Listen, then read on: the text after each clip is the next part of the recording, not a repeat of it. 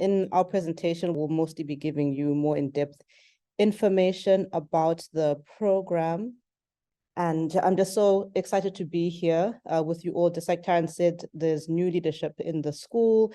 I'm the director for the graphic design program. This is my second year and my second time addressing people about the program, which I'm, just such an honor to lead and work with my amazing colleagues, both in the administrative team and faculty. I'm going to ask some of our faculty on the call today to introduce themselves and tell you a little bit about what they're teaching this semester, so you get a sense of how we're engaged with the curriculum. Of course, we do much more than just teach courses, and you'll glean that through the presentation. But I'll ask Julian, our Assistant Director, to start off, and then the rest of the faculty who are here today on the call, please join in and introduce yourselves. Thanks, Nancy. Hi, everyone. Welcome. As Nancy mentioned, my name is Julian Bittiner, and I'm a senior critic and assistant director of graphic design studies. And this semester, I teach an undergraduate class called Advanced Graphic Design Ad Hoc Series and Systems, which is also a required class for students in the preliminary year of the graduate program. And that, without going into too much detail, it's a class that explores a variety of media and the creation of a kind of social campaign across different media. And then I also do one-on-one desk visits with graduate students on a weekly basis. So that's my teaching engagement this semester. And then I'm also working very closely with Nancy and our other core faculty more generally to help run all of the many programming and events that we offer. Hi, everybody. My name is Henk Van Assen. I've actually been teaching in the program for, I think it's close to my 25th year, so it's been a while. In these years, I've been teaching a lot of undergraduate classes, but in addition, now and then graduate courses as well, and I often get involved with the prelim program as well. And so this semester, indeed, I'm teaching an undergraduate class in Intro to Design, but with the prelims, I'm working sort of in a mentor capacity where I talk with students about, the course is called All Design Considered, so about their progress at large, and we take students on a variety of field trips, which we will talk about a little bit later.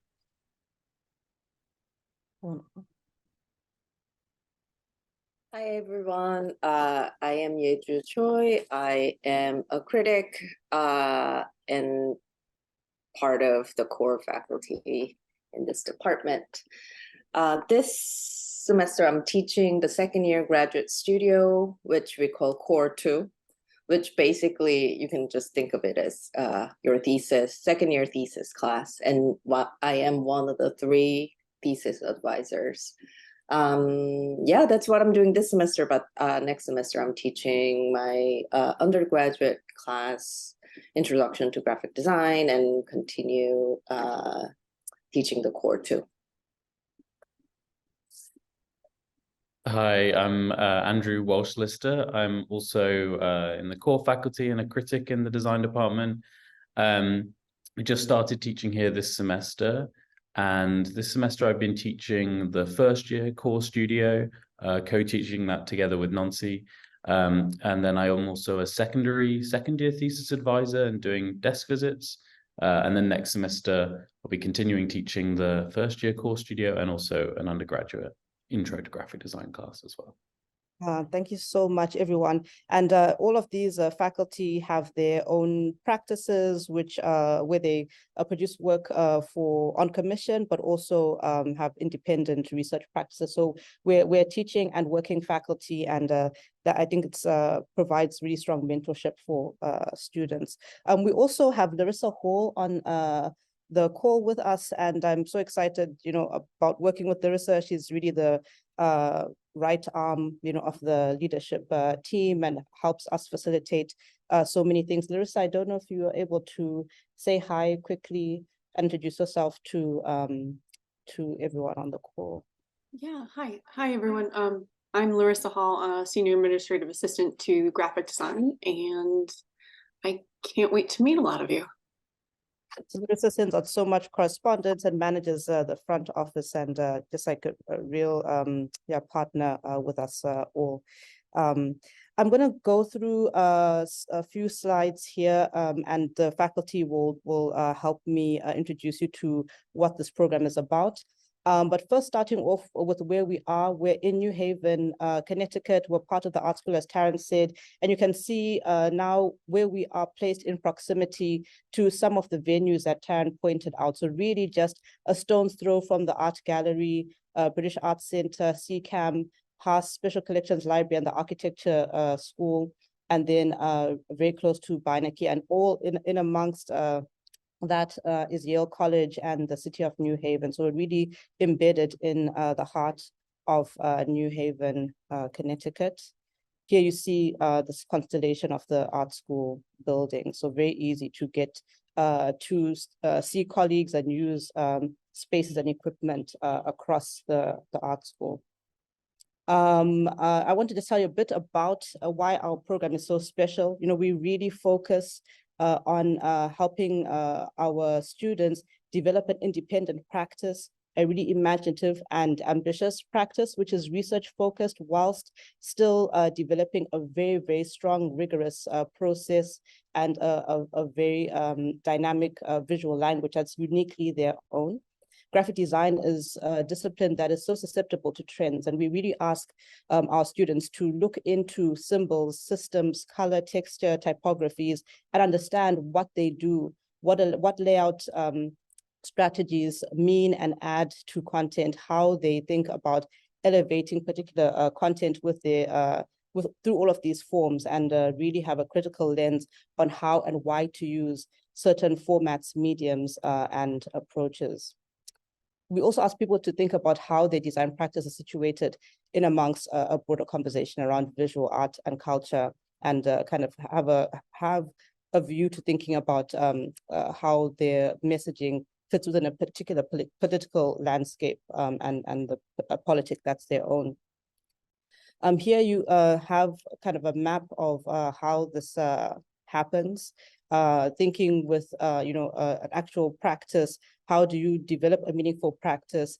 How do you develop an intellectual community and a set of readings and references that help to guide what you're doing, while still taking risks to make sure that you're expanding your practice? We're also really excited to welcome to our community people who are highly motivated. We do a lot of work. We really support each other through critiques, through workshops. There's a lot of work to be done, and we really take joy in that work. And also just thinking about the landscape of this university, highly motivated individuals working in all fields next to each other, and it fosters so many really phenomenal collaborations that are pretty hard to come by in other spaces. So it's a really wonderful space to be in. And there's a note here about community, which is one of the main questions we ask when admitting people. What would you contribute to a community, and how would you benefit from being in a community of practitioners? We really think about community as a department. We're in a very open plan space, as Taryn showed earlier. So it really matters to us what's happening amongst us, how we're collaborating, how we're thinking together, how we respond to each other, how we respect each other's cultural differences and think about similarities. And yeah, so this is just a wonderful department to be part of, an amazing community. As I said before, we're really thinking about how to support students developing a very unique vision. Part of that is really leaning into who you are, where you come from, and what your goals are, where you're situated in the world, how you respond, to things around you. And you can see some of our goals here. We ask our students to develop tangible visual skills, to pursue a critical practice when we're thinking about the tools and histories and also the future. And all of these things that I've mentioned, in brief before, very, very much a core of what we do and why we do it the way we do. And you can see here collaboration, students supporting each other in producing work. We do a lot of things on our own. It's a really long kind of educational path, from thinking conceptually, working through research, iteration, but also installing, building out presentations. And it's just really such a well-rounded program because there's so much hands-on that we do here. Okay. I'm going to talk a little bit about the program structure and then invite some of my colleagues to contribute and tell you a little bit about each of the moments. So we have an interdisciplinary program where we teach a number of different kinds of skills. We have studio-based courses, but we also have some courses that are focused on particular skills. We have some programming classes, and are also expanding our technology offerings to other kinds of algorithmic practices where students will learn to code a range of tools. We've got an exhibition design class. We also, students take classes in printmaking, in the painting program. We also have metal and wood in the sculpture programs. So you get access to a long range of tools and experiences, as well as being able to take classes in the drama school. Some students are taking projection design and a range of things. So you have access to a lot of different kinds of things through the electives. But the core curriculum is really to build a cohort that develops a shared language, shared vocabulary, and thinks deeply together and supports each other in reflecting on how and why each of them are making, and also reflects on the situation that we're in with the discipline. Where's the discipline now? Where do we want to go? What are the contributions that we are making as we are studying and testing?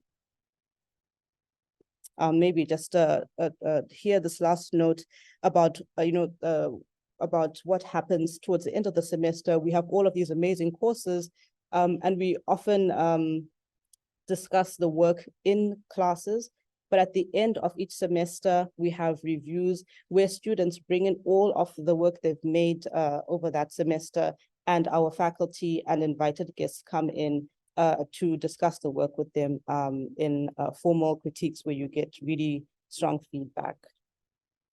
Great. And so now we'll talk a little bit more about the program. You heard about the prelim experience, where we admit students that might not have a traditional background in graphic design. It's quite radical to think about people having access to an MFA program without having done 4 years of training, but it's so important to the health of the department to have people that have studied in other areas. Graphic designers are people that are taking content and translating it to an audience, taking content and elevating it, and having individuals that come from history and geology and English within the mix, who understand that graphic design is a tool to help them shape and hone and create vehicles to move that content to other people is so powerful. And it's been wonderful to work with the prelims as I've been here. I was also a prelim myself. And so you see that people really develop skills even coming through that moment in the program. The 2-year program is then situated with the first year and second year, where students are working in a range of these different mediums and have mentors all the way through, but really focus quite closely in conversation with an advisor. And this year we've added a secondary advisor. But I'll let the faculty kind of talk a bit more in depth about this. Henk, do you want to lead us in just like telling us a bit more about the prelim journey? What is the experience of the people that come in through this channel? Yeah, thanks, Nancy. Yeah, so as Taryn said as well, I think our prelim program tries to really compress 4 years of undergraduate design education into 1 year. I have been part of it for many years in different ways. We typically have 3 or 4 core faculty that are completely, designated to work with the prelim students. Barbara Glauber and Scott Stowell often do kind of graphic design at large projects. John Gamble, who is another longstanding faculty member, has focused on typography at large, but also really looking at the finer points of typography, so which is a great skill and not being offered in many schools anymore, in my experience. And in this semester, Julian Bittiner, for example, also teaches a project around poster design that then translates into pamphlet, booklet-like designs. In the spring semester, classes around animation and interactivity are being offered. And yeah, as I mentioned, my role this semester is to talk with the students a little bit more about their progress at large. And yeah, we also do a number of field trips and visit different places, but in a moment, there will be another slide to talk a little bit more about that aspect. But again, in summary, it really is like a 3 to 4 year undergraduate program condensed in 1 year, and really having designated faculty to help you guys figure that out if you were to be part of it. Thank you so much, Henk. In my experience, I felt that the value of the prelim program is that you get a number of projects where that force you to work things out. You're learning through doing, and the different kinds of projects kind of lead you systematically in understanding some core principles and values of what it means to be a graphic designer and what it means to handle different kinds of content.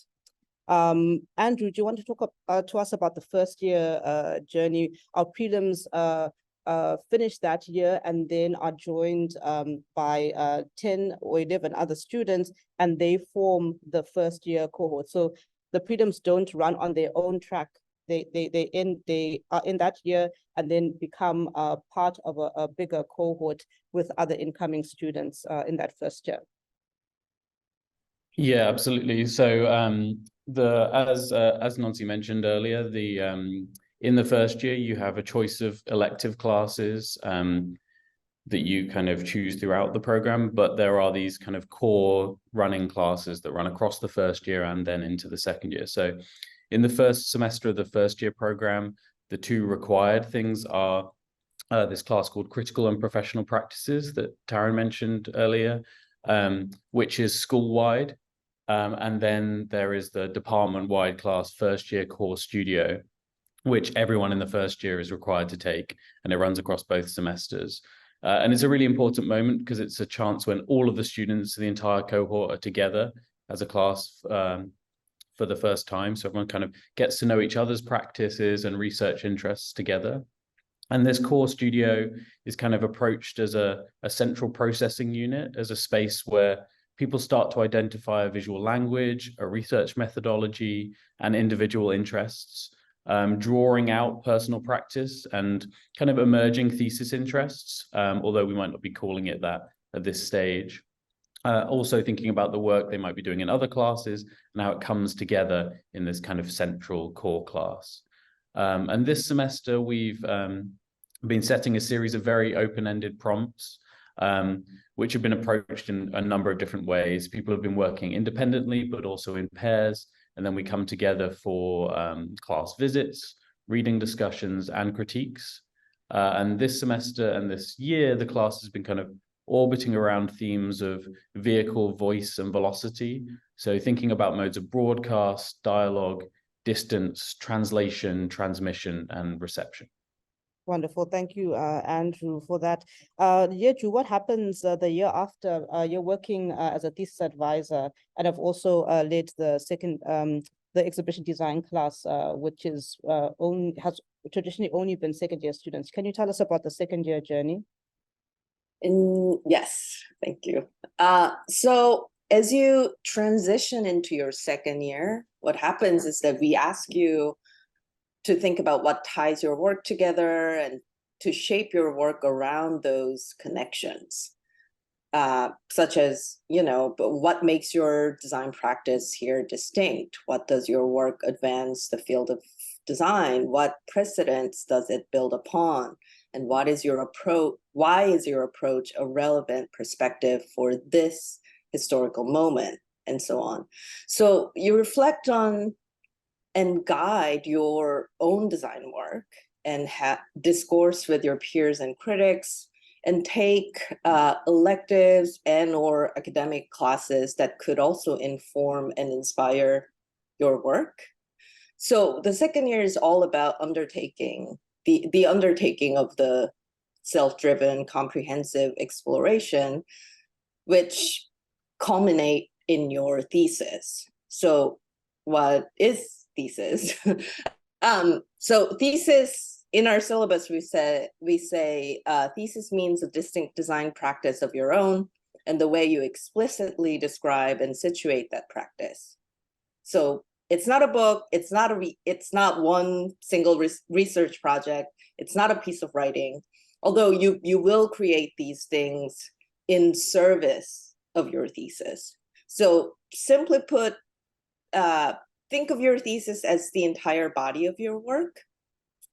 Again, not just a written statement. It's the synthesis of your methodologies and thinking and making, and even the context your work exists in. And the hope is that this is something that you carry at your very core, continue to nurture and expand after school throughout your career as a designer, whether you start your own practice or working within an organization.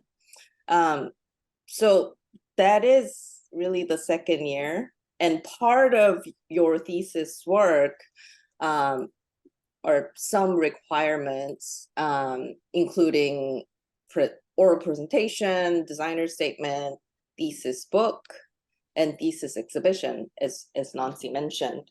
And thesis exhibition at Yale graphic design program is quite unique in that it's not about just showing your work. Usually we kind of use this opportunity to push and experiment and subvert kind of expectations around exhibition and graphic design exhibitions. So we have created many unconventional, inventive, and eclectic thesis exhibitions. And I hope that some of you might have seen some of the shows. Yeah, and what else? And that is especially meaningful because this is a collaboration of the entire class. Yeah. Thank you so much. So Yeju was kind of covering a number of these things here. Yes. Thank you for such a wonderful kind of overview of what it means to get all the way through to that second year. And you can see some of our students, we really value hearing our student voices. We also value different kinds of forms of making, how people demonstrate what their ideas are about and how they're thinking through research. Here are some of our learning situations. I think this is a final review for a second year student. And you can see that they are members of the student body here. In addition to critics and faculty, it's so important to be thinking and speaking together. So when we are in classes and critiques and reviews, it is not just faculty reflecting on the work, speaking about the work and the student who's produced, but it's also the rest of the cohort reflecting with them, bringing up things that they really appreciate about the approach, questioning as well for the betterment of their colleague. I'm going to hand over to Julian to talk about the structure of the program in more depth and what a week kind of looks like for a student. We've got, you can see here just a bit of the structure, what we're talking about with core, those required classes, and then critiques, workshops, lectures, which are a very big part of how we learn together. We invite visiting artists to come and speak, and then all of these other amazing ways that students are supported and continue to grow intellectually and in their creative practice through electives. Julian, do you want to talk a little bit about this? I know Taryn kind of covered it, but maybe there's anything you want to add in addition. Sure. Yeah, just to try and give you a sense of your credit, the sort of trajectory and the kind of requirements and what it sort of all boils down to. So very simply put, you need 60 credits to graduate, whether you're doing the prelim, the 3-year preliminary program, or the 2-year program. And hopefully the diagram on the right makes things relatively clear. Essentially, almost about 3/4, my math is not so good, I think actually a little over 3/4 of all of the classes that you'll be taking will be within the graphic design area of study. So the yellow part shows you that just over half are required classes, and required classes are the graduate studio classes that Andrew was talking about, and Yeju as well. So that's basically thesis in your first and second years. And then in addition to that is a class called Critical and Professional Practices, which is a kind of school-wide interdisciplinary course that was also mentioned. And then you need to take, basically to give you a scale, most classes grant 3 credits. And so where it says 12 graphic design electives need to be taken, essentially that's 4 classes. For the most part, that's most likely to be 4 classes. There are some exceptions that grant, there's some half credit classes, which are just 6 weeks, and then core actually grants up to 6 credits. And then about 1/4 of your credits comes from other electives that either within the School of Art or outside of the School of Art. And one of the requirements is that you have at least 3 credits of what are called academic credits. And that would normally be 1 class. And actually that's a new change. Last year, or for many years, the academic elective requirement was 6 credits, so 2 classes. And now that's just one class. And then we wanted to just give you a very rough sense of like what a week in your learning looks like in terms of time. So this is the preliminary year schedule for the fall. So if you were a preliminary student, you would have classes, and the yellow classes are all required classes. So in the preliminary year, your schedule is mostly set. There's 1 elective in the spring semester. And then just a note that on Wednesdays, there is this, so the gray boxes are this kind of opt-in. It's a new initiative started by Dean Kempinder last year. And it is it's a mixture of programming. It's a mixture of workshops, interdepartmental workshops, talks, and then interdepartmental studio visits.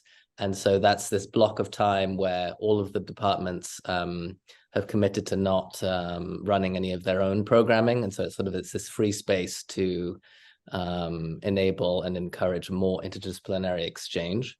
And then here, just to point out, so this is not an exact schedule. So this is just a sample schedule. The yellow classes, if you were a first-year student, you would be taking those. So graduate studio with Nancy and Andrew on Tuesday afternoons, and then critical practice, which is co-taught by a number of teachers, including the dean.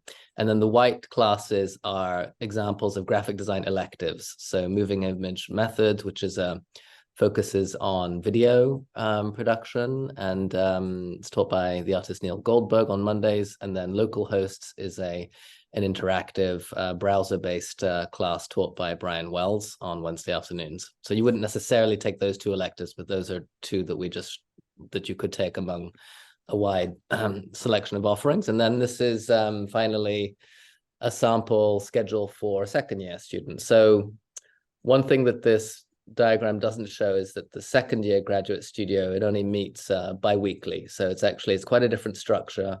Whereas most classes meet every week. In your second year, you usually meet with your thesis advisor once every 2 weeks. And it's a combination of individual meetings, like a 40-minute meeting or an hour-long meeting with your advisor, and also some group sessions. And then again, you see the interdepartmental time on Wednesday. So that's a constant throughout the 3 years. And then here's some examples of 2 graphic design electives that you could take. So an interactive class with Mindy Sue on Tuesdays, and this year Nancy is teaching a reformulated version of exhibition design on Friday afternoons. So you can see that, you know, most days you have some kind of class or commitment, but usually there's at least 1 day off during the week. Thank you so much, Julian. In addition to our classes, you know, you can see a workshop situation happening here. Night School is a new workshop we ran this semester which incorporated facilitators from other institutions like Parsons and Brown. One of our colleagues, Paul John, who is the community manager at New Ink and also runs a publishing entity. Some of our guests were coming from abroad, from Berlin, Santiago de Silva in the yellow sweater you have here. And it was a moment for us to think through other kinds of issues that don't necessarily show up in our classes. We try to think about how each of the teaching and learning opportunities gives us something different and starts to build and add onto what conversations Andrew, maybe very briefly, do you want to add anything else about night school? Just that it may be important to say it's a moment where the entire department, so prelim, first year, second year, are all coming together during the week for this this year's iteration of. We paused all formal graduate classes during the week and just focused on this workshop in the evenings. So it was a moment to come together to learn and talk and study together, but also every evening we would come together and have dinner as well. So it's kind of thinking about like modes of conviviality and discourse and what it means to be a kind of a collective learning environment with one another. So much.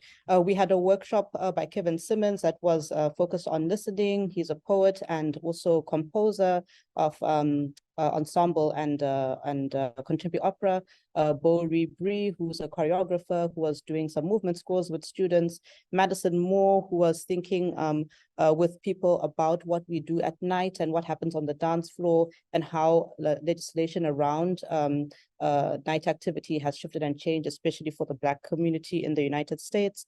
And those were our 3 anchor workshops, with then rotating facilitators who are leading cooking demonstrations whilst also talking about labor in relationship to publishing and design, identity, and community and institution building. We are also, so this is Madison's workshop, and we also had a number of readings from all of our facilitators and collated all of those readings to make a publication of our own that we're hoping to kind of share in different ways with other communities. We're also making sure that students have access through these workshops to different kind of cultural precedent for thinking about visual communication. Shengiwe Dube, a very, very important figure in South Africa, a keeper of the Ubushlala tradition of Zulu beadworking, came to campus, a collaboration between the graphic design department, the sculpture program, and the Yale University Art Gallery. And she came to teach workshops on Ubushlala, so teaching students about Zulu beadwork, what color, what iconography, and what the kind of process of producing the jewelry and pins that speak for us within Southern Africa. Really, really important to shift what we imagine graphic design to be and acknowledge a number of cultural precedent that's also visual communication. Here you can see our faculty makeup. I'm not going to name everybody, but you can see core faculty, full-time faculty who are really focused and dedicated mentors to the students. You can see that we have thesis advisors, and we also have appointed faculty who's anyone that teaches 4 classes or more. So these are people that teach a class or an extended workshop. And you can also see some of our workshop leaders who come in for a day or under 4 days. A really wonderful community of thinkers coming in to share their knowledge with the students.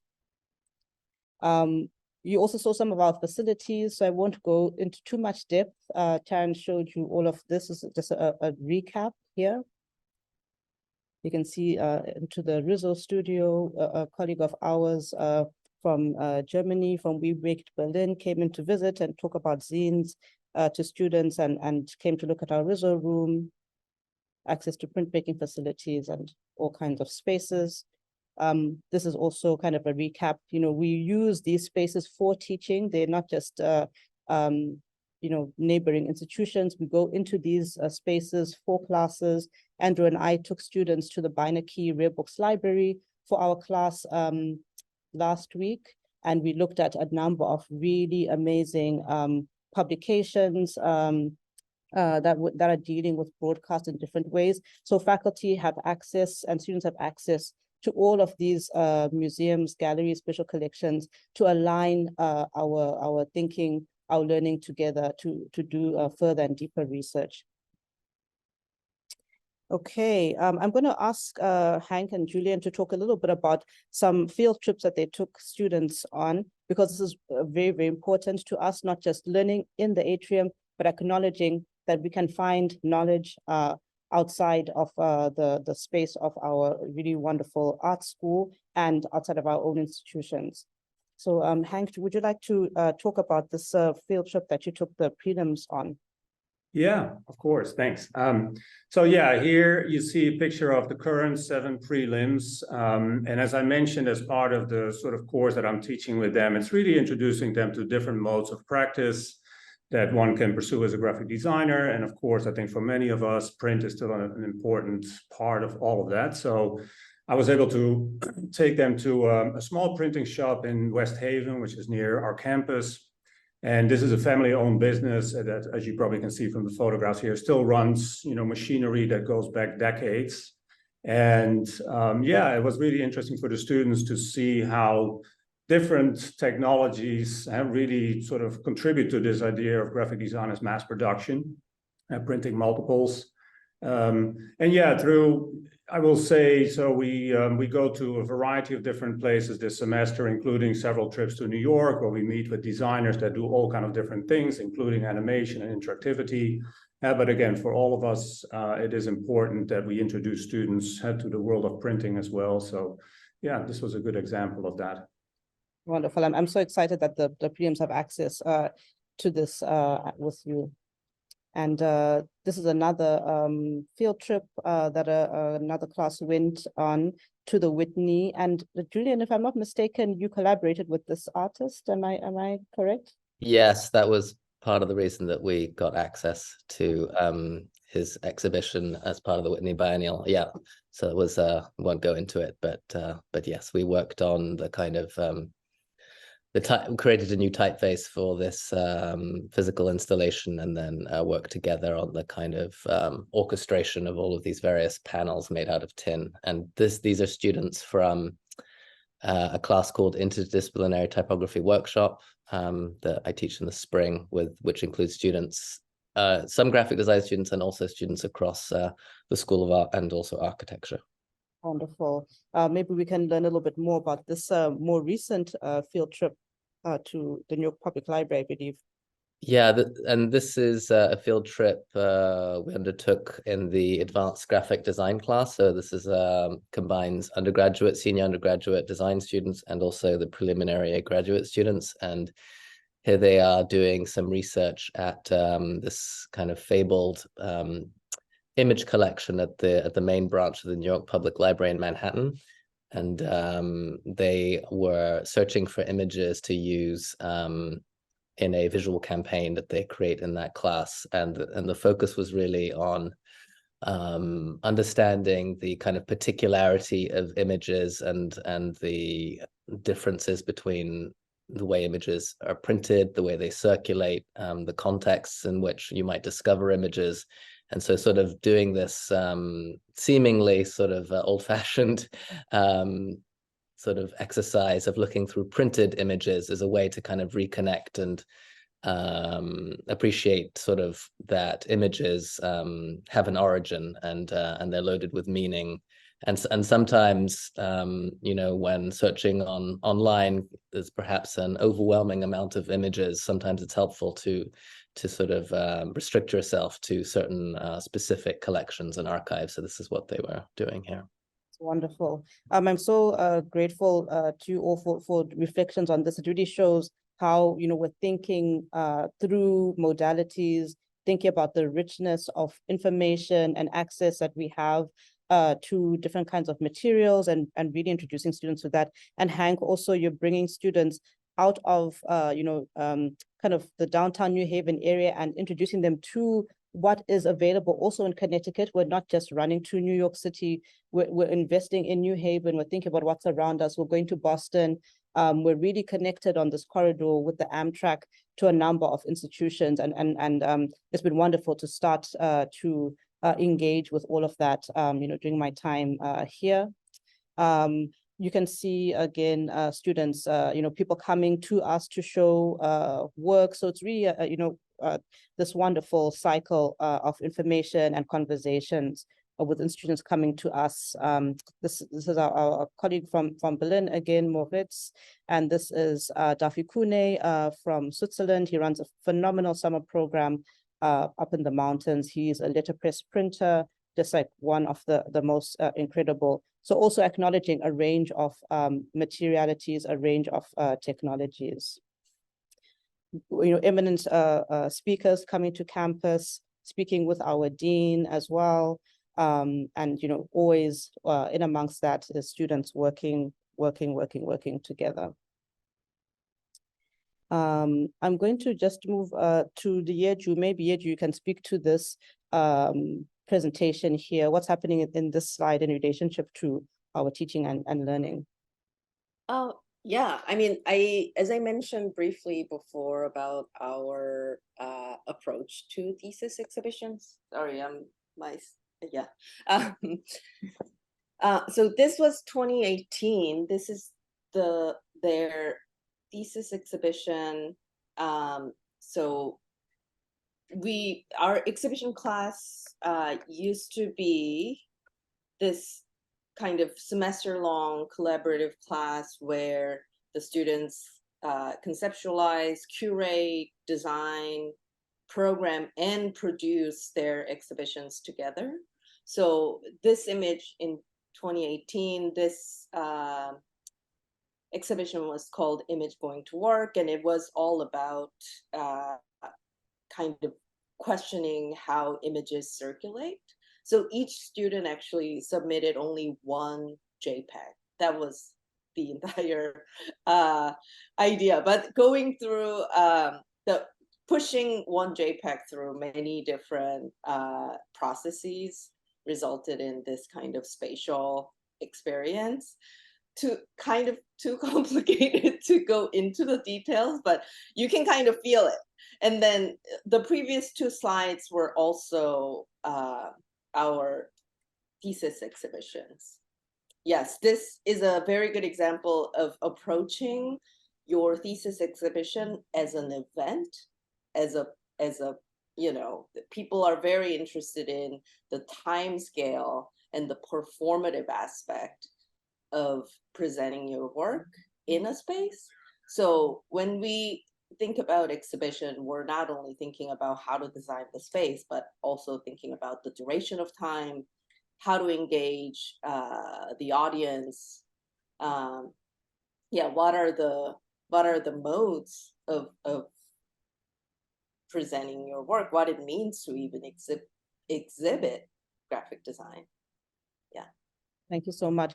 And you can see the audience here is a mix of the current students, I can see some alums here, even from my time in the program. So the community continues to come around itself, supporting events, and it's just really wonderful to have these ongoing conversations. We do a lot of work in our studios, but we also support other departments on campus and engage, in collaborations. Andrew, do you want to talk a little bit about some of the collaborations that the department is involved in? Yeah, sure. So this kind of runs alongside. It's not going to appear anywhere on the schedule when we're looking at classes, but this kind of peppers around it. So it's alongside class assignments, developing an independent practice, and working on individual projects.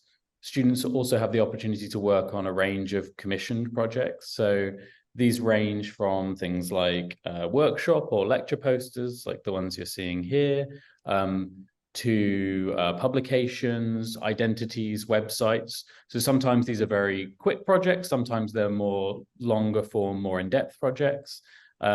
Sometimes they're individual or a group of collaborative students.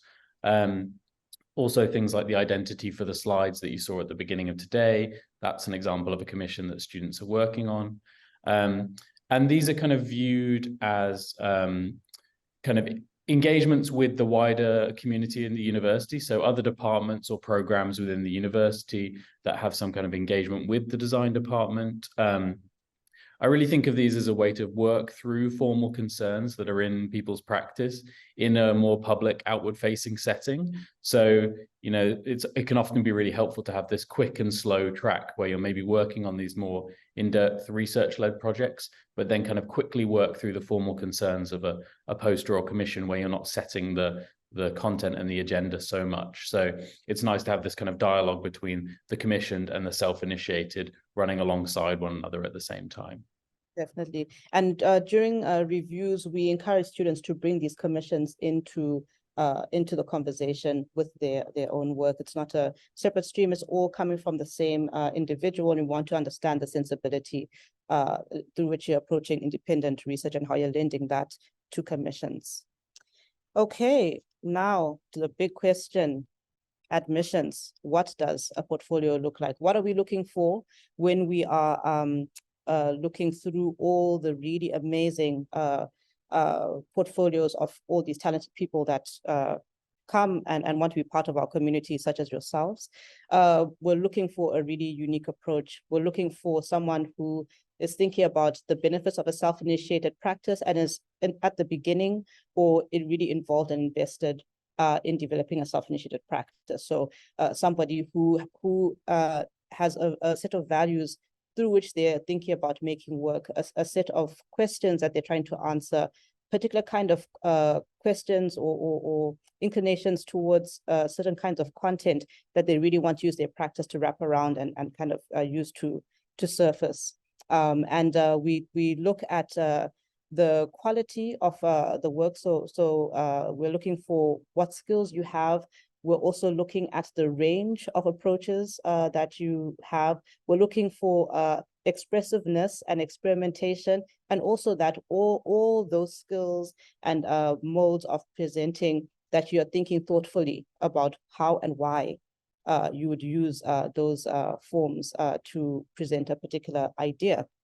Of course, acknowledging that when you come to the program, you will continue to sharpen and grow. We're not expecting you to be producing work that looks like anyone in the program, because at the scale of people that are in the program, because we know you're coming to us to get that depth and experience, but we're looking for the kernels of that. We're also looking to see who else you're engaged with, who you're collaborating with, who you're supporting through your work. And definitely through admissions, we ask that question, how do you benefit from working through community? What's your engagement with community? We know that many people are involved in conventional, professional practice, that you might be working in a design studio where you might not have a lot of leeway to experiment. Within the portfolio, try by all means to represent, as Taryn said, represent the things that you are excited about, things that express who you are as a designer. So as much as you might have made a lot of work for a particular institution, if it does not represent you, don't put it in the portfolio. We can learn about your engagement with an institution through your resume. There's so many moments for you to communicate with us, to let us know what you're about and what you can do. So please use your portfolio to present your work, what your interests are, what your skills are. A prelim portfolio, we know that people don't have a lot of experience with graphic design, but show us what skills you have and show us how you're thinking about those skills in relationship to design. I still remember my portfolio, I had a lot of drawings because I was a painter, for many, many years. And so a lot of my work was using 2D forms and things drawn by hand and collaged, but think about how those things work in relationship to typography and publication making, and that's what I submitted. So we want to see who you are. We want to kind of have a first conversation with you, introduction to you through seeing that work. And so, that's the beginning, like when you're trying to come and be part of what we are building and growing here together. But what happens after graduation? People come into school looking for a range of things and get very invested in their thesis, which ends up being the foundation for a practice, can be really a lifelong investigation and interrogation. There's also a lot of collaboration in the program, which leads to fostering collaborative projects in the future. Sometimes people end up building studios together. But just like all the people on this call, the students that have come from this program have established their own studios. They move on into the world and also continue to share their skills and ideas and expertise and research through teaching. They write for journals, they publish, they curate, they engage in different aspects of arts and culture. And as we continue to incorporate new technologies, new ideas, the things that students from the program go on to do continue to shift and build. We're really engaged in what's happening in the discipline. And I'm very excited about the latest cohort that just graduated and who we have in now, because I know that they're going to go on and have like really robust and dynamic careers. Here are images of work by some alums. You can see some institution building with Dexter Sinister, and you can see some publications, some identity. Some of these publications are kind of commissioned work. Many of them are self-published endeavors. People are working with educational institutions and cultural institutions and a range of other kinds of entities. Just to extrapolate that a bit further, this is an exhibition by Danielle Aubé, started from, in connection to this book here, the Detroit Printing Co-op.